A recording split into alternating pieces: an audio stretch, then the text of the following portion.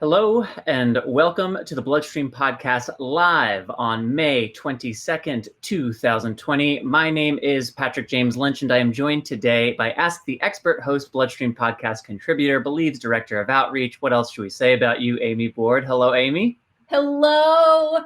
I'll just add Denver Bronco fan. I'll add that. And recent Last Dance enthusiast. I had no idea that the mug's going down. Wow. Let me tell you something. I remember as a teenager, we were a huge sports family. So we weren't, we lived in Denver. We weren't Chicago fans per se, but my dad grew up in Chicago, and you can't not, it's like the Patriots. You can't not follow that dynasty that they had. I loved Scottie Pippen. And so it's been so fun to watch because A, it's well done, and B, I didn't know half the stuff, and it's great. Awesome. Yeah. Scottie Pippen, huh? Why Scottie? Because I like the secondary guys. I've always liked the guys that weren't the big deal, but the ones that, like, if you didn't have them, like, you wouldn't be great. So I loved Jerry Rice. I loved Ed McCaffrey in Denver. Those were always my guys. The second guys were always my favorite. And so Scottie Pippen was such a dear soul. Like, he was such a dear, Michael Jordan had this, he was great too. I mean, he had this like bravado and things, but Scottie was great. I'm glad you said Michael Jordan was great too. Just to clarify for anyone who may have not been sure, that Scottie is talented, but Michael, he's pretty great too. I was a Rodman guy. I liked the weirdos because I gravitated toward the countercultural figures when I was a kid, going to an all boys like Catholic school and with a very strict way of viewing the world. But then when I heard like Howard Stern and George Carlin and Dennis Rodman, and I was like, who are these people? Why are they saying stuff I like? This is interesting. So I liked Rodman and his just like, I'm living my life my own way, but I'm phenomenal at what I do. So I thought that was just the best. I will say the more I've gotten to learn about him, the less impressed I am with Dennis Rodman, to be honest. But as a kid, I really enjoyed him. This has nothing to do with why we're here. We're here because it is Mental Health Awareness Month. And for regular listeners of the BloodStream podcast, you'll know Debbie De La Riva. She contributes to us quite often. If you're active within the bleeding disorders community, you will also likely know of Debbie. She has been, everywhere in the last number of years, spreading the good word about taking care of our mental health in addition to our physical health. So we wanted to bring Debbie on today to just share a few ideas and maybe guide us through a quick meditation before all is said and done. So with that, let me remove this logo and instead present the actual living human person. Please welcome Debbie De La Riva to the program. Hi, Debbie. Hey, how's it going? It's going well. How are you doing? Good. I was just enjoying your chat with Amy. Seeing where that was going to go. It could possibly not end. So we had to call it at some point. I'm actually glad that you made the transition because I was about to ask you some more things about Dennis Rodman. So I was like, professionalism, this is great. We could have gone 20 minutes on that. I don't always have that level of professionalism, but today I do, because Debbie, you're here and this is important. And I just, before we start, want to read from the Mental Health Matters 2 website, your biography quickly for those who aren't as familiar. Debbie De La Riva received a master's degree in counseling psychology from the University of Houston and became a licensed professional counselor in 1989. Her work experiences have included serving as a stress management therapist in a psychiatric hospital, managing a mental health resource department, and was an executive director of an affiliate of Mental Health America. When her son was born with severe hemophilia in 1994, the entire De La Riva family quickly became involved with the bleeding disorders community on a local and national level. Debbie is former executive director of the Lone Star chapter of the National Hemophilia Foundation, past co-chair of NHF's annual meeting, and a recipient of the Ricky Ray Award for her advocacy efforts. Her son Jorge attended hemophilia camp, ultimately became a camp counselor, and has the same birthday as I do. That's not in her bio. I threw that in. Her daughter, Christina, was elected to be a member of NHF's National Youth Leadership Institute, and her husband, Jorge, served as chairman of NHF's board of directors. In addition to founding Mental Health Matters 2, Debbie is a certified mental health first aid instructor and provides training to hemophilia treatment centers and chapters around the country. Debbie, nice work. That kind of summed it up, I guess. What first interested you, just to kind of get into it a little bit? You first received your degree in 1989. What what inspired you back then to pursue this? Why did this grab your interest? I have a theory that I know has not been proven in any way, but people who have maybe not like the best childhoods are many times drawn to go study psychology. And I swear it's because we're trying to figure out what just happened to us and maybe even get a better outcome by knowing more. Now, that is completely my opinion only.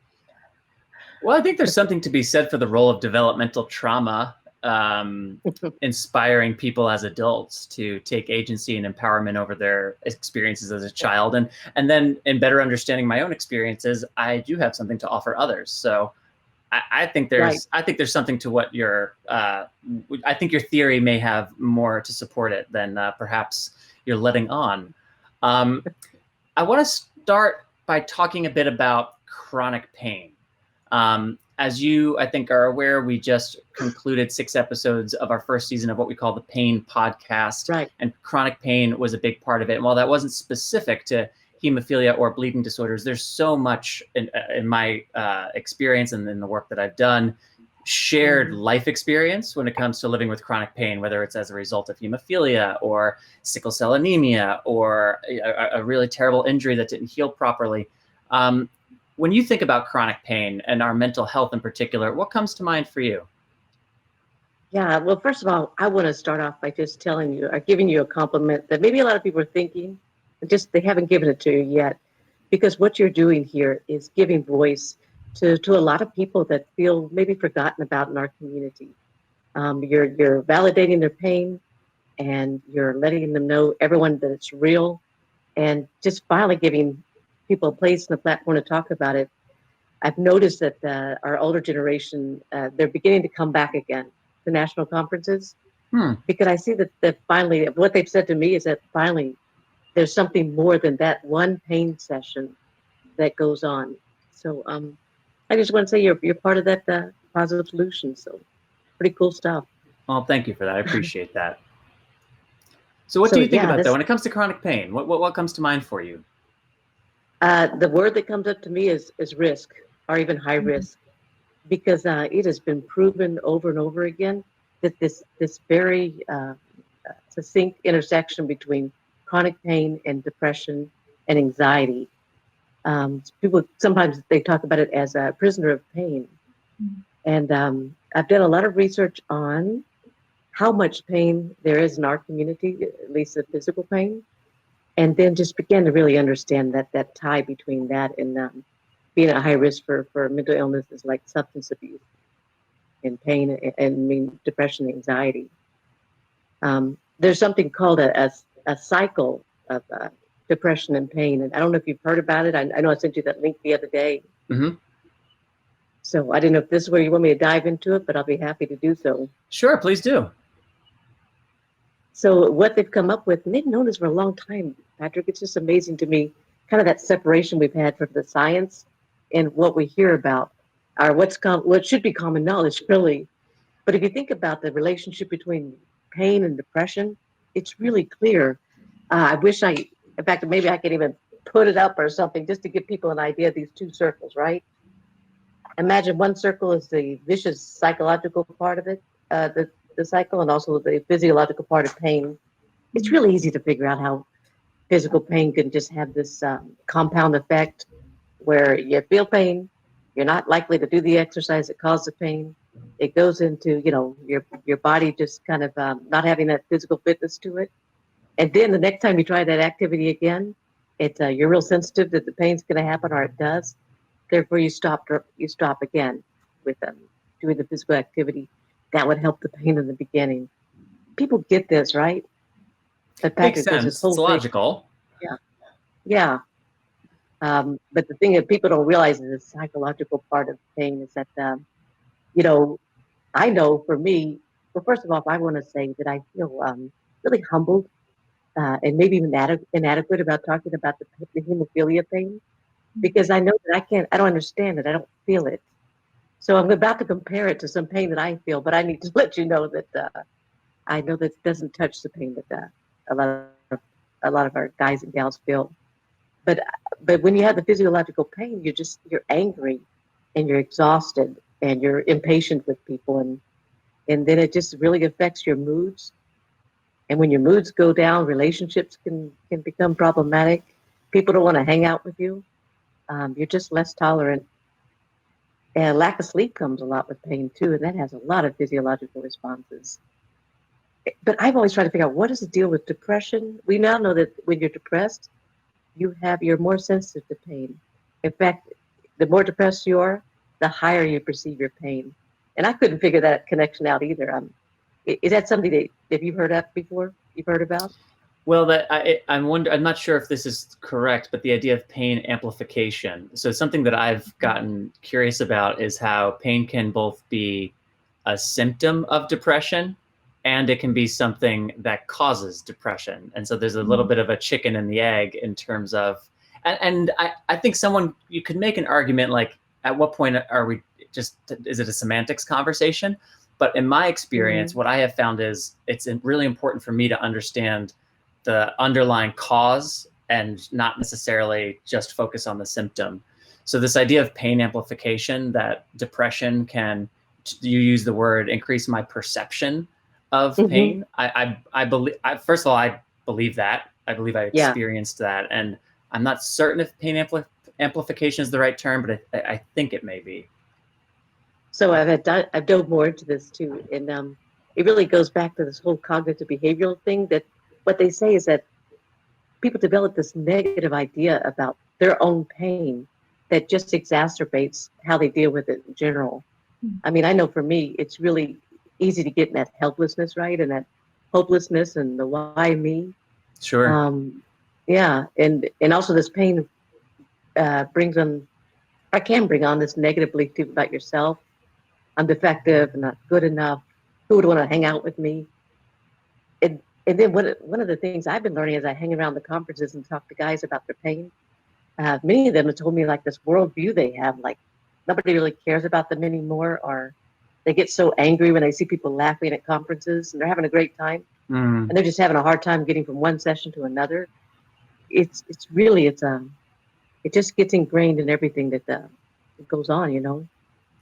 Debbie, what do you think, or what do you know from your work, that this time period, this quarantine stay-at-home time period, how has that perhaps exacerbated people's experience with pain and then the kind of spiral that can generate from pain? Yeah, I think any time that you get some limitations placed on yourself, I just call it high-risk time, because when you think about pain too, it has a lot to do with control. And when we are faced with a pandemic, this loss of control outside of our windows, I think it just exacerbates that idea of the lack of control you're feeling over your pain is one thing. The other thing it does is just it really makes it hard to socialize, and it's so much easier to feel isolated. You know, talking to you and Amy, I love being with you guys, but it's just not the same thing talking to you on this computer screen as it is sitting next to you and feeling your vibe and, you know, just being with you. I don't feel as connected. Do you find yourself getting antsier or more? Is it getting harder to tolerate the isolation of this time, or not for you personally? For me, it's because of the nature of what I do. Patrick and Amy knows, is just that. So, what's always been important to me and why I've been so committed to the community or been involved is I had to have a sense of purpose. My life had to have some kind of meaning, right? And so I dove into mental health. And since I've done that, Patrick, I'm busier than I ever have been. Mental health is just flying off. They're like pancakes flying off the trays, you know. So I developed this webinar called Maintaining Your Mental Health in Uncertain Times. And I did it in the very beginning and presented that all over the nation. And I have more webinars to come. Is that available? Can people see that online? Yeah, absolutely. So it's available on one of the different websites of the 8 chapters that I've done the presentation on. Also, HFA has been a big sponsor of them, so it's on their website as well. Debbie, I know that we've talked in the past, and you and Amy have talked on the podcast about various tools, and it occurs to me when we are talking about restrictions during this time that puts a limitation on certain tools. I maybe can't go on that hike at the state park that would typically be a great way to clear my head, for example. But meditation is a tool that isn't affected necessarily by the time that we're living in.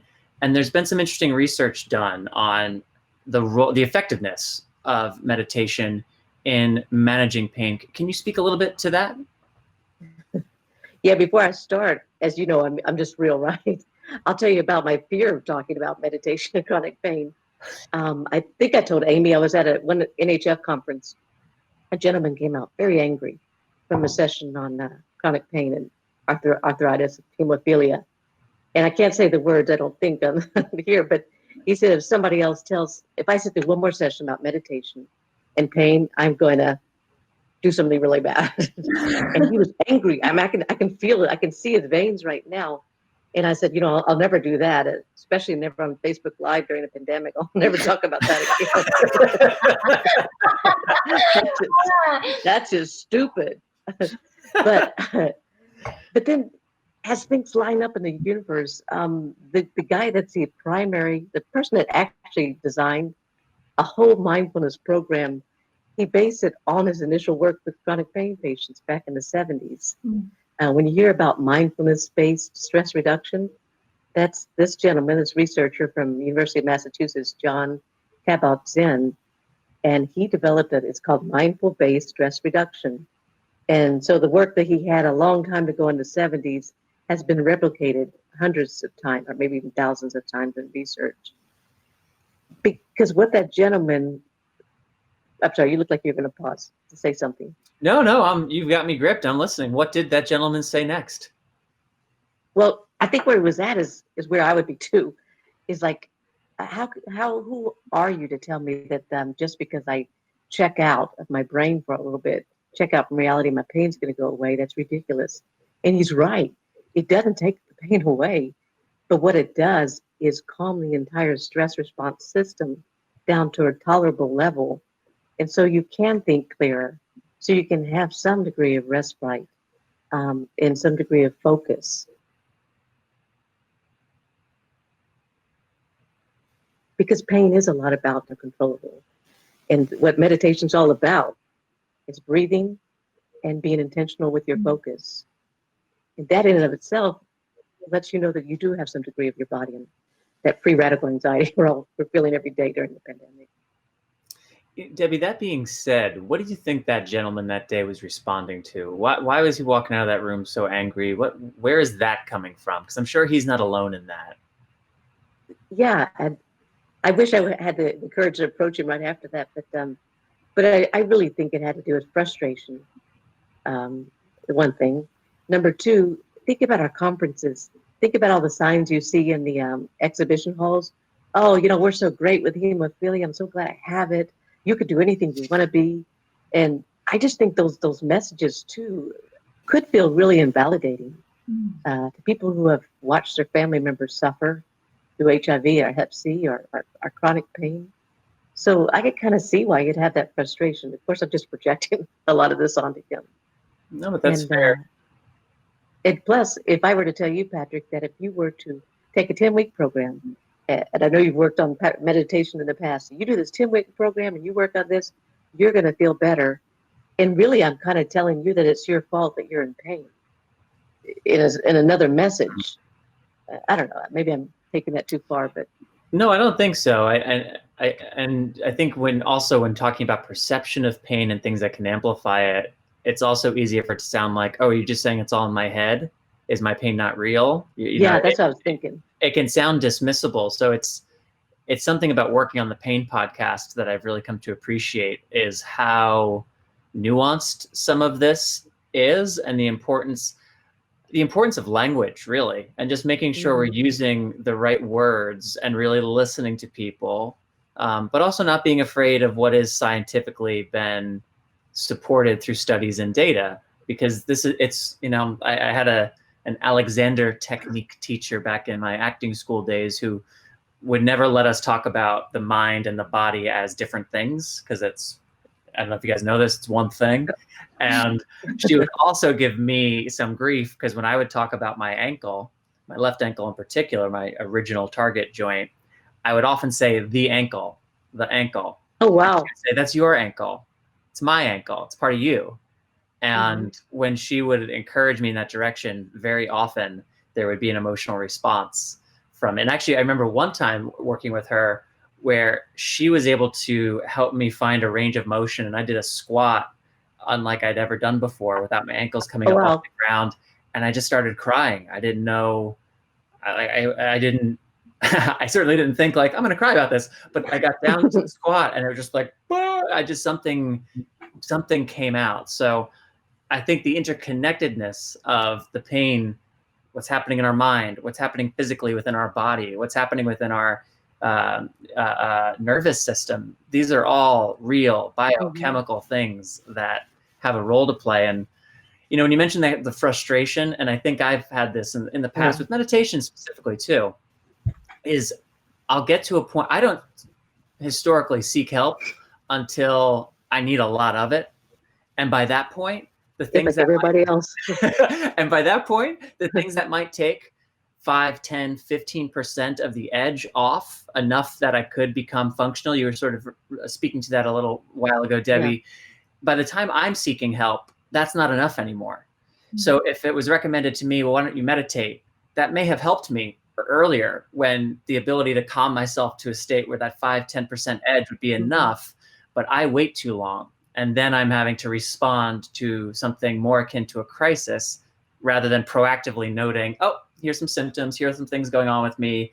Let me grab a tool such as meditation or journaling or something to just not let that 5 to 10% get away from me. Let me try to cut into it in a significant way before it gets to be too much.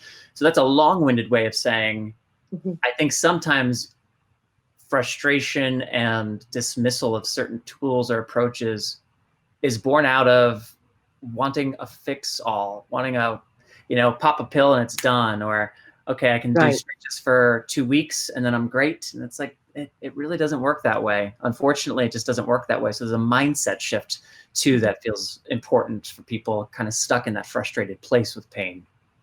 No, I agree with you. And that's why I want to talk as much as I can about this to people, because it's not just a mindset too. It's actually about education about your brain and how it works. And it's really when I figured that stress response out, or to the point that I'm not a researcher, but to where it made sense to me, that's when it really helped me with my depression and complicated grief. Because I realized that there's 2 phases of stress, right? You have all this stimulus that goes in, it goes straight to your fear center, and then it tells your body to react so you can get in a safe place or you can fight off what's happening. Right. And so people get that. That's that startle thing. But what people don't understand is that the second part of it is the place that we have control over, because we do have some control between that fear and the whole bodily responses. Because what happens after that fear base is that it actually goes to the front part of your brain to think about how you want to respond to this. That executive. That's where it actually process. Yeah, the executive piece. That's where we have the time. The ability to slow down long enough and figure out how we want to respond to this pain or this person yelling at us, or whatever it's causing. Yeah, it's having that ability to just pause for a moment. I've found effective for me, literally the practice of counting Mississippis. So if I get internal, do you do that too? No, sorry, dude. Don't do that. No, that's good. You know, I just misunderstanding is all. But I have found that if I'm getting worked up and I can tell like, this is the next thing I say, unless addressed, will not be wonderful, then literally in my head, I kind of power through other thoughts and just think consciously 1 Mississippi, 2 Mississippi, 3. And I generally don't need to get past 5, but it's just like, it's almost like a freight train that's just running through whatever else is going, bing, bing, bing, bing, bing, bing, bing. And it's just, I railroad the Mississippi train through and just calm everybody down. And it gives me just enough time. Nice. Yeah, it felt really silly. And I eventually mentioned to my therapist that I've been doing this for a couple of months and it's really helping. And now I'm less shy about sharing it because it's been really helpful. Actually, it's the thing I love about you the most. It's how authentic you are. So cool. But for better and for worse. And there's a lot of research too. A lot of people say, I don't want to take a pill. I can do this. I can wheel this through.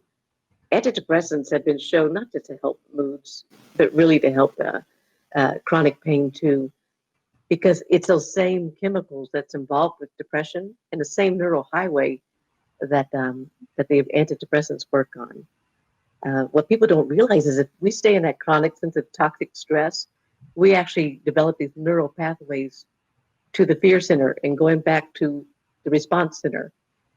They actually get solidified. Neurons that fire together, wire together is really true. And my antidepressants just help me slow down enough, not be so reactive, so I can create some new pathways.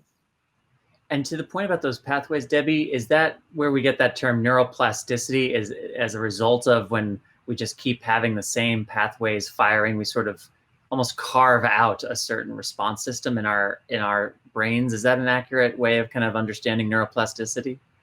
Exactly. That we have a certain way to respond, either because of our genetics or how our brains are structured, and then with the structure itself is our input and how we react. If we react the same way, it actually does become a solid sense of neuron fibers wired together. There was a study on ladies that were caring for the children. They were both in the same amount of stress, but they did some kind of psychological intervention. I don't remember what it was. They actually saw that not only the changes happen in their brain, happen on a molecular basis too. Their telomeres, the part that increases your lifespan or not, actually had an impact where it was more quality and quantity. Wait, what's the thing that increases your lifespan? I don't know about this. What is that? Oh, telomeres. Telomeres are on a molecular basis where you can measure, it's on your DNA, and you can measure about how long your life expectancy could be. What? And chronic stress, yeah, I promise you, I'll send you the study. And we have seen that if we really get control over our stress, that people live longer. Because I mean, like, of course, but amazing that we can actually sort of take a peek at that. I will totally send that to you. Yeah, I'm like not able to go for the rest of Friday if you don't. Wow. But neuroplasticity, that's where the hope is.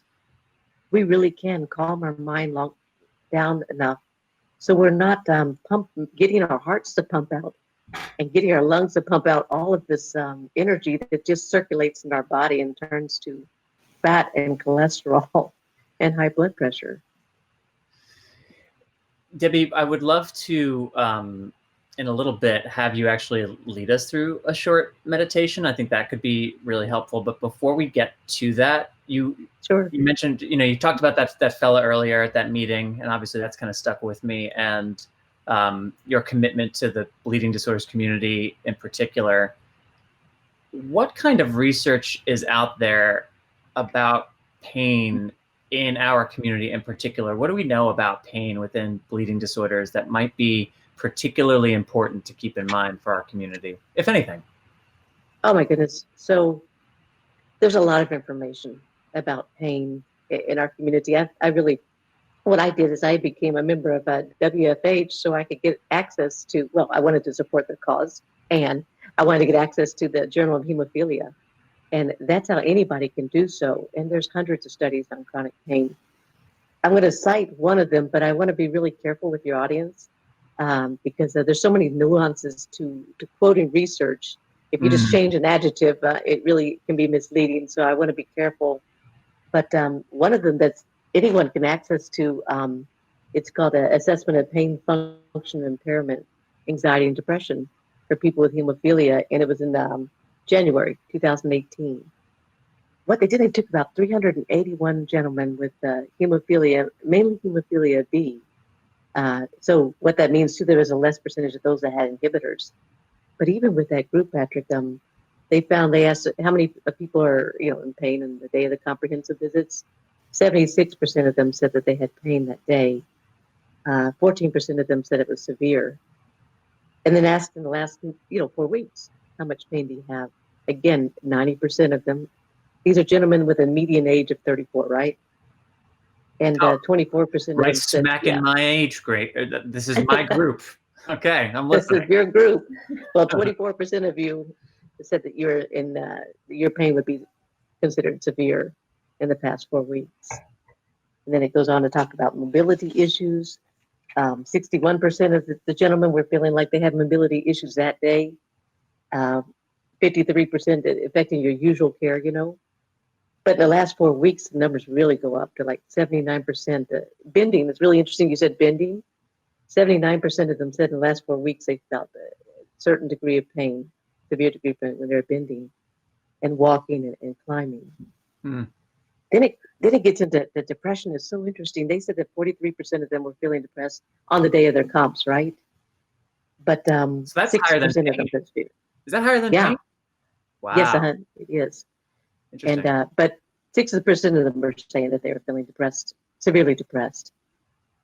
But the thing about it is, Patrick, is these numbers match. That's a little bit higher, but these numbers match.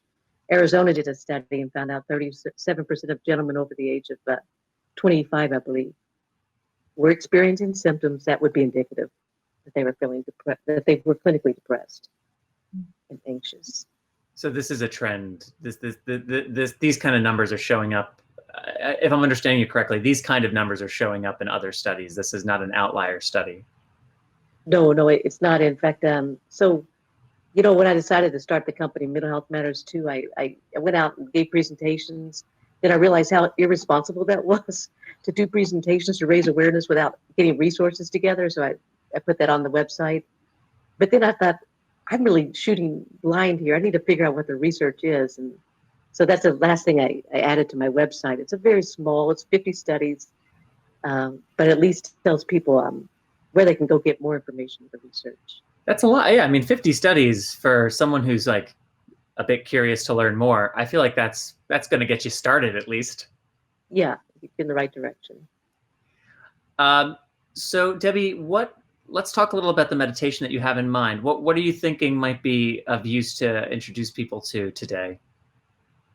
My personal favorite is because probably the one that works the best for me, and I just love it, is because I'm able to relax enough and go back to a time or a space where I felt completely confident and just really at home in my skin and felt good about myself. And I'm telling you, Patrick and Amy, I've done this presentation. Of course, we're just going to do like 2 minutes or 3 minutes, but people have come out of it just going, I hadn't thought about how cool I am in a long time, or how capable I am. Oh, I'm going to be cool at the end of this? Okay, I'm ready. Well, you're totally already cool, but in fact, I'm ready to be cooler. Oh, wait, I wanted to show you something. I can't find it. This is how cool you are, Patrick. Uh-oh. You're actually in my office. I You am? and Natalie. Yeah, I'm just being silly here, but when you came to my house, when you attended Barry's funeral, you stayed over. Yeah. You're actually in my study all the time. I just had to fit that in somehow. I don't know how. Yeah, no, well done. I get it. A picture of me will be in the mail to you tomorrow to make sure that I am in your Absolutely. I'll Great. put it next to Chris Bombardier and Jess. Oh, dang it. They're in there too? Ah. I'm just obsessed with this group. I don't know why. Sorry, Amy, send it express. The quicker, the better. Yeah. So yeah, Debbie, go ahead. What is this meditation all about? Good. I want to tell you what. The best way to describe it is to do it I'm going to put some music on, but I don't know if you can hear it. No, I don't think you can hear it. Is it at its loudest? Cool. Technology. All right. So how odd is this going to be? You can either keep your eyes open or you can close them. It's kind of weird closing because we're on Facebook Live and goodness knows who's watching us. Show people our eyelids. They never get to see eyelids. And so all meditations start the same way. And that is to simply close your eyes and get comfortable in your chairs. And the idea is to simply, intentionally bring on some relaxing breathing. And what that involves is breathing in through your nose. And you fill your belly with air. And then you release that air through your mouth.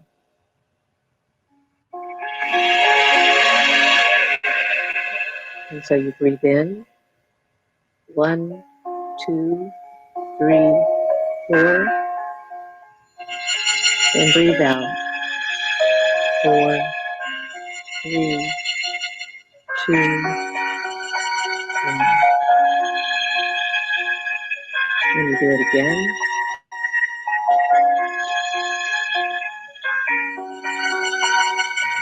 And a lot of people find it's difficult to calm their mind, so it's best to give them something to do. And so you could breathe in colors.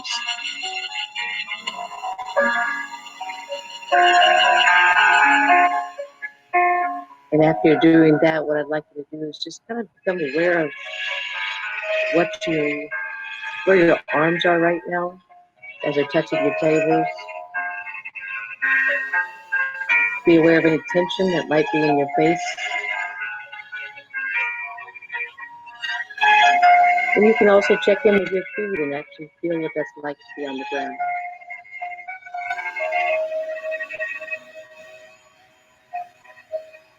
And the last thing to do in this part of the meditation is to remember a time when you felt comfortable and safe and happy.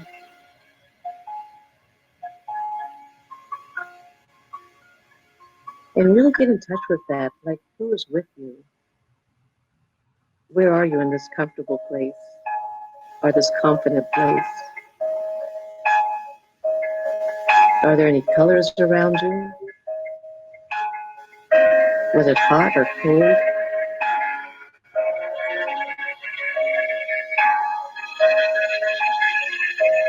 And just for a moment, just stay in that place and feel what it's like to feel safe and comfortable.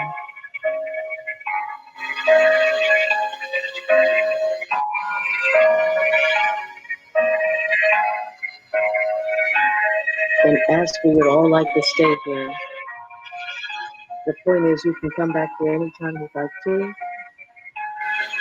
All you need to do is be intentional about how you're going to deal with stress that day or that moment.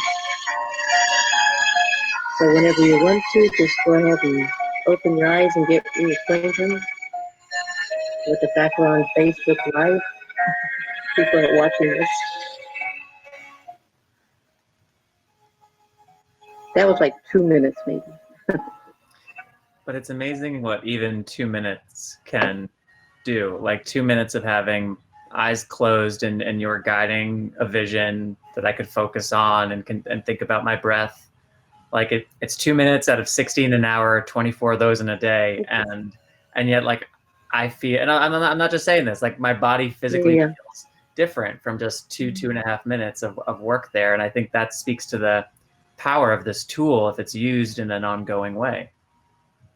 Yeah, it's what's helped me with self-regulation. Just being in control of my thoughts. There's a period of times where my moods were completely uncontrollable. So with the help of medication and exercise, and this was like the game changer for me. Meditation. Mm-hmm. It was, because I could redo a lot of damage that was done to me by just simply self-soothing. And retraining those neural pathways a little bit. That's right. So that was really lovely. Just before we wrap, Amy, is there any closing thought, question that you would like to ask of Debbie just before we close out? I just want to throw it again to Debbie to let everybody know about what work you're doing in an ongoing way to continue talking about this in communities across the country, because I know this isn't like just a one-off thing. You do a lot of work across the country. And where can people have access to you? No, thank you. You can reach me at mentalhealthmatters2.com. And I put together a resource guide that helps people figure out how to get this stuff for free.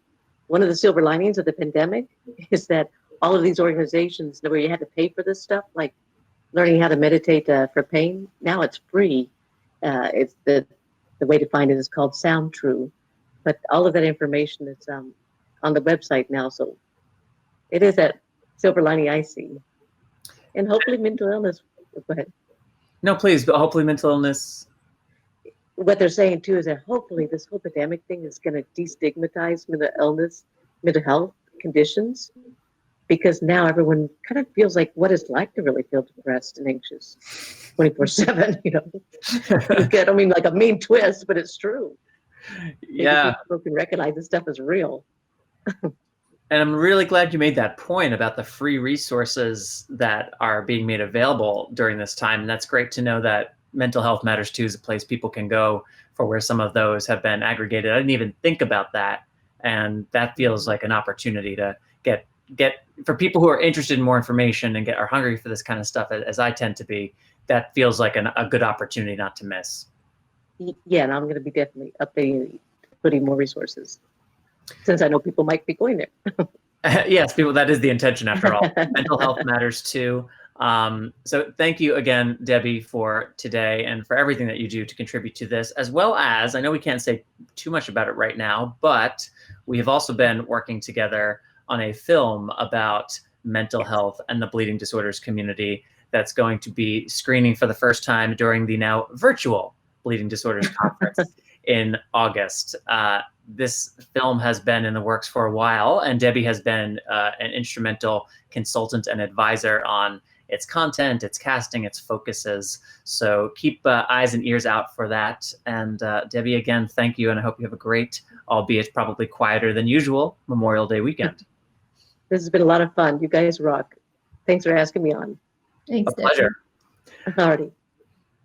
Amy, just before we go, I wanted you to have a quick chance to let people know what's happening in the world of Ask the Expert of late.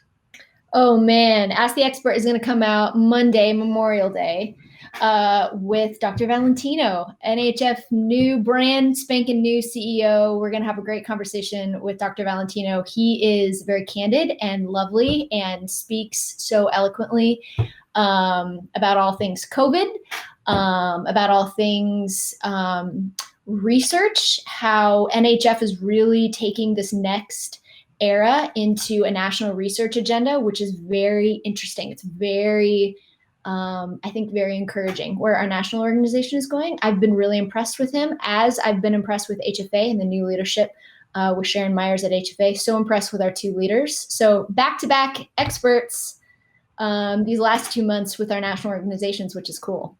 Yes, the Sharon Myers episodes are out now. Sorry, go ahead. Yes. So Sharon is out now, and her conversation is great. She's wonderful. I so enjoyed my conversation with her, and then Dr. Valentino. And then we've got good stuff coming up in June too. So as the experts roll in. Fantastic. We also did talk about the Pain podcast, which I would highly recommend as well to anyone who found this conversation with Debbie interesting and is interested in the world of pain and mental health and how all that matrixes over with each other. So if you go to bloodstreammedia.com, you'll see the list of all of our podcasts, including what I guess now is the newest, Making Movies is Hard. It's the most entertainment forward of the entertainment health hybrid podcasts that you'll find from Bloodstream Media, but there's certainly something for film and television fans out there. A lot of great interviews, and there's like over 250 episodes, something like that. We adopted something that's been going for a while. So if you're interested in running out of things to listen to, bloodstreammedia.com, we're trying to make sure to keep you covered. We will be back again next week. And until then, my name is Patrick James Lynch, and take self-care of yourself. Bye, everybody. Bye, everybody.